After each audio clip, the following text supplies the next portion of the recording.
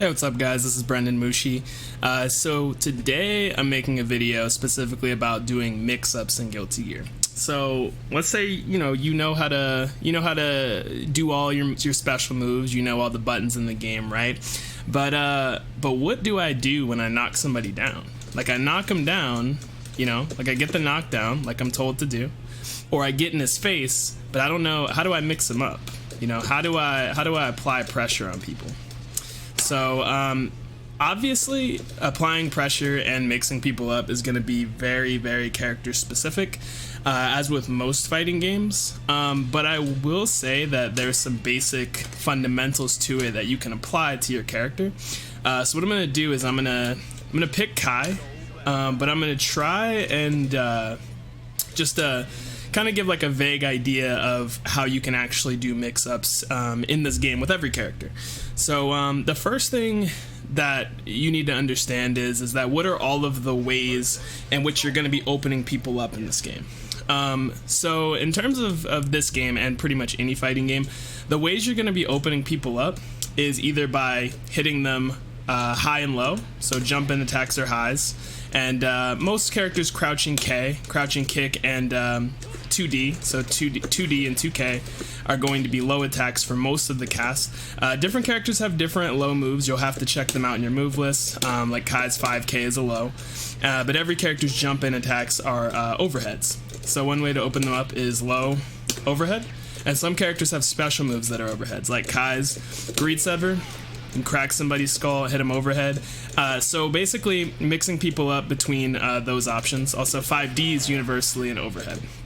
When you're new to the game, there's really nothing wrong with using the simple stuff that you have. High level players are going to be using much more complicated means to open people up because they have to, because they're playing at the highest level. When you play at the highest level, the basic stuff like this becomes a little too slow and it becomes a little bit reactable. It still catches people in high level play off guard, but if you're newer, don't be afraid to hit someone with a 2K that's a low into a 5D and kind of hit them with that. It's not really a reliable game plan in the long run, but it's at least a mix-up. It is a mix-up, okay? So high and low is one way that you're going to mix somebody up. Also left-right. So left-to-right refers to basically cross-ups. In this game, in order to block, you have to hold back away from your opponent or down back if you want to block low. But if the opponent jumps over to the other side of you and hits you, then you have to, I think his K crosses up, doesn't it? What are his cross-up buttons? Yeah, I don't know what his cross-up buttons are, but if I turn around like that, that counts too. So, attacking on the other side, meaning he has to switch. Right now, he's holding the soul player would hold his stick to the left, which would be away from me. But when I dash to the other side, now if he's holding away to the left, his stick is actually making him walk into me right now, which would cause him to get hit by this button. That's what a cross-up is. So if I dash over to him, that's a cross-up. And if I dash and I land in front, then that hits him in front. So he has to switch between left and right on his stick, depending on which side to end up on. So making him guess which side to end up on, that would be a left and right mix-up, essentially. And then so there's high-low, blocking low, hitting people high, right?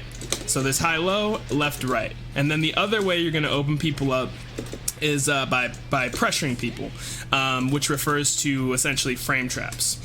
So if you're not really too keen on what a frame trap is, I did make a video previously which was titled the top 5 reasons why new fighting game players lose, and that video, I think it's about the 3rd reason why they lose, goes over a giant, and I mean giant, section of how frame traps work. So please watch that video for an in-depth explanation and maybe come back, because I'm only going to briefly touch on it. But essentially, real quick, what a frame trap is it's essentially when you, in this game and in any fighting game, when you attack your opponent and they block it. I'm going to set Soul to block here. Block everything, so because he's a god. So basically, when you attack your opponent and they block the attack, either it's the opponent's turn to attack or the attacker's turn to keep attacking. And this is dependent on if your move is what's referred to as plus or minus. Minus means it's the opponent's turn.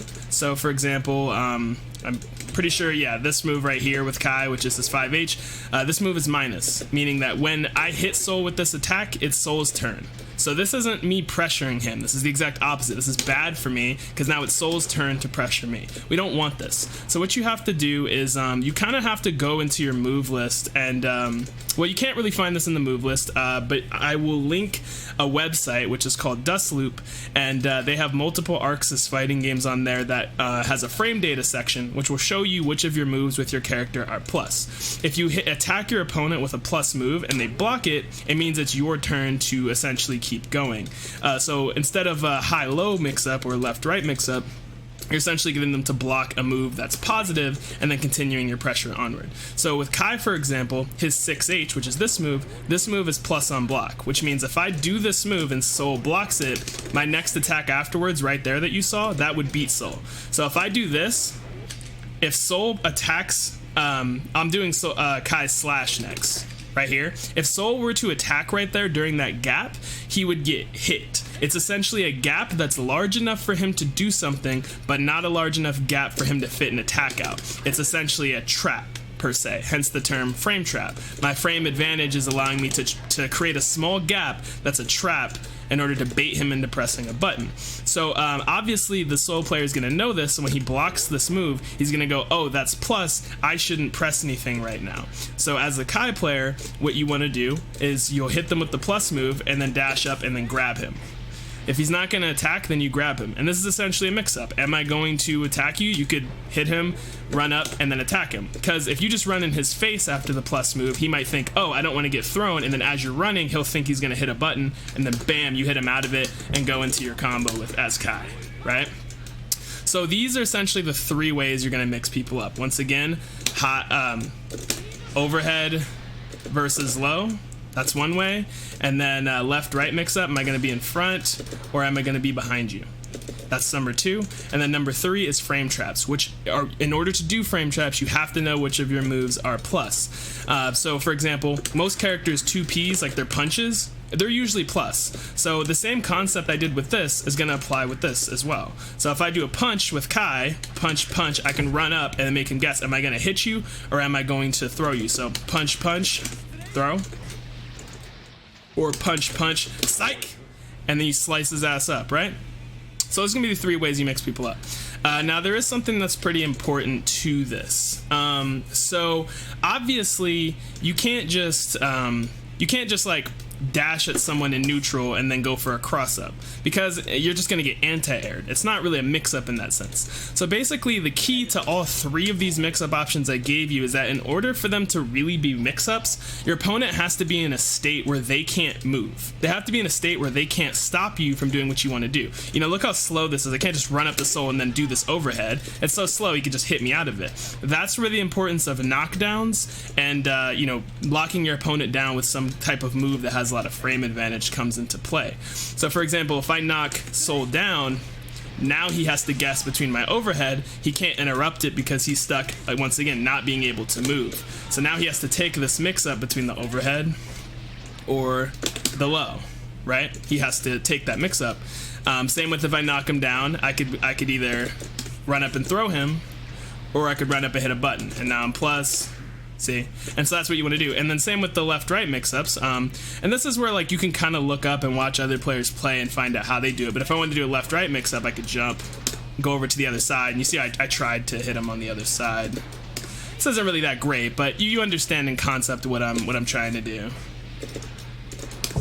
You know, you see what I'm saying? You have to kind of lock them down first. So the step one is put the opponent in a state where they are unable to move, but you can.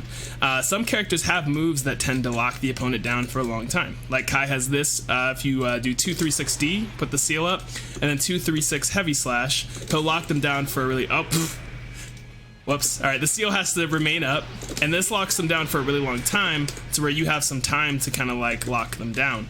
Kai actually has setups where if you sweep the opponent, and then you cancel it, so 2D canceled into 236D, it knocks the opponent down with Kai. And then you throw the heavy fireball through the seal, and the opponent, that's on the opponent's wake up, so they have to block it, so I'm going to set Soul to block, and then now that he's blocking, he has to take my mix-up, which I could go overhead right there, right? Or I could go low, you know, imagine this is knocking him down, or, you know, I could go for a throw. You know, so that's what you want to do. You have to put the opponent in a state where they can't move and they are helpless and you can move. That way they can't interrupt whatever mix-up you're trying to do. So in neutral, you're not mixing people up. In neutral, you're trying to get that state of advantage. You're trying, things that will get you that state of advantage to do your mix-up are going to be throws. They can't move. So now I can kind of go in and, you know, do my mix-ups. See? But once it resets back to neutral, you gotta go back to pokes, anti-airs, fireballs, until you get that situation where, like, you know, there's anything that's really the knockdown is gonna be the main thing. You're gonna look at all your moves that are gonna cause knockdowns, and you're gonna wanna get those to land in order to start your mix-ups. And there's another key thing I wanted to add in here. So I mentioned, you know, the 3 ways you're gonna mix people up is left-right mix-ups, high-low mix-ups, and then mixing in throws and frame traps by doing plus moves. But one thing that's interesting about Guilty Gear is due to the YRC mechanic, yellow Roman cancel or red Roman cancel, red Roman cancel, which is performed by hitting it's any 3 attack buttons except for dust. So any 3 attack buttons at the same time except for dust will give you a Roman cancel, and Roman cancels will make anything you do positive, even if it's a super. Once again, positive means it's your turn, so it's essentially you're spending meter to keep your turn. So let's say that you don't know what your plus moves are. You're like, Brendan, I'm too lazy. I don't want to go to Dust Loop. I don't want to win. I don't feel like reading numbers. I don't feel like watching your frame data guide. Okay, that's fine. You absolutely should. But with the power of Roman canceling, you will actually be able to just create a plus move out of thin air. So this move I mentioned before, which is 5H, is not plus, it's minus, meaning it's Soul's turn. But if I were to do this, it's now my turn. It even slows the opponent down. You can see that Soul goes into slow motion. So like basically Soul is stuck blocking, similar to a knockdown. Remember, they have to be locked down like this. You know, see, they're locked down. You know, he's locked down blocking. He has to take my mix-up, you know? So let's say this is Kai's main combo that he does, which is, it's like kick slash, heavy slash into baseball slide. Gives you the knockdown and lets you go after the pressure that you want to do, right? And then like, ooh, we're gonna go high or low. Boom, right? Got the knockdown again. Knockdown again, where am I gonna go? High, and you just keep knocking them down so you get your advantage so you can keep doing stuff. But if he were to block, you know, you don't get the advantage. In fact, this is punishable. But if you Roman cancel it, you're actually positive and you can keep going. Boom, boom, my turn again. Overhead, and then get the knockdown. Where am I going? Low. Oh, my turn. Throw. My turn. Overhead. And this is basically what you do, right? So that's the way, and you know, to understand specific mix-ups with your characters, there's tons of mix-ups that people are going to be able to do with their character out there. There's a lot. And so you're going to want to look up character-specific videos.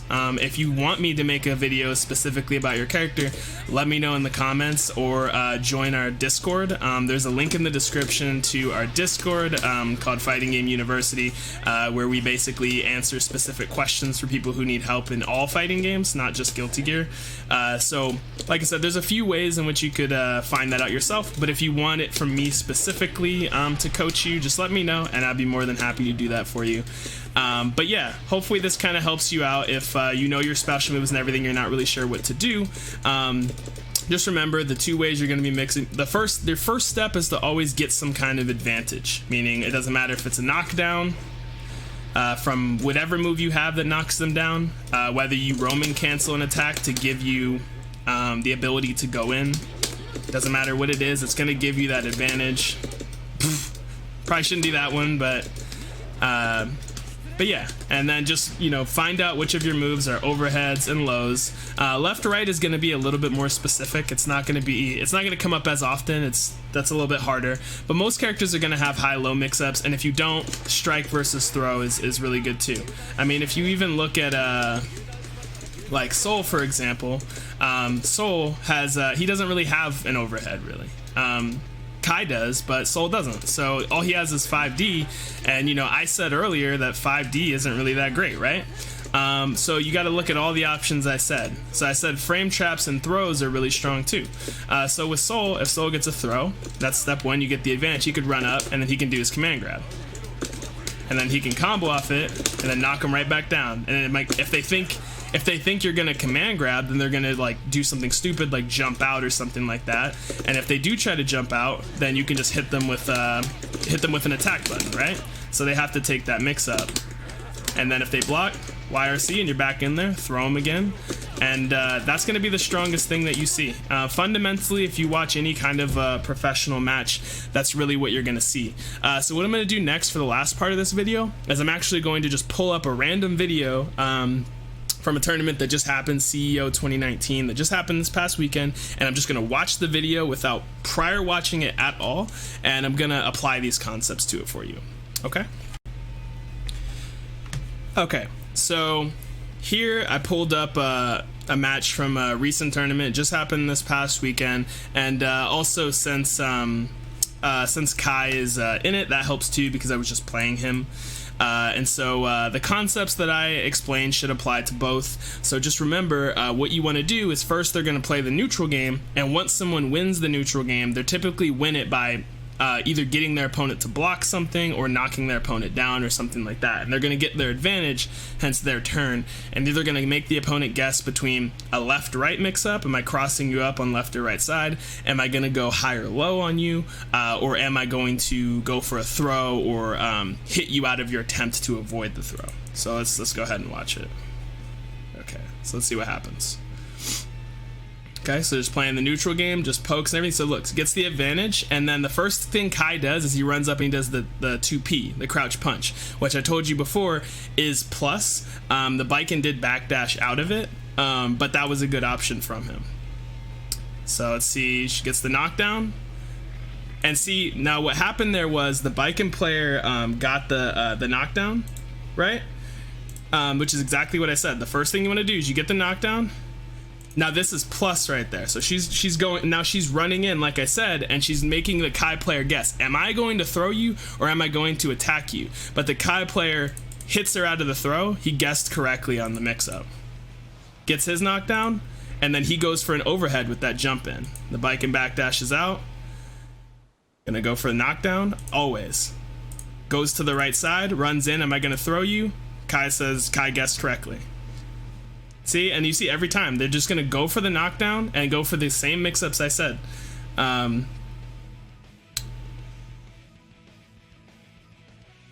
right, just neutral. Okay, gets the throw. What's the mix? Yeah, Kai just did a reversal and it got baited. So there's lots of different reversals you can do, like Blitz Shield, which I explained in my beginner guide, DPs and stuff like that. And instead of the Biken going for the mix-up, she just waited for his reversal option and punished it, which is really smart. So plus frames.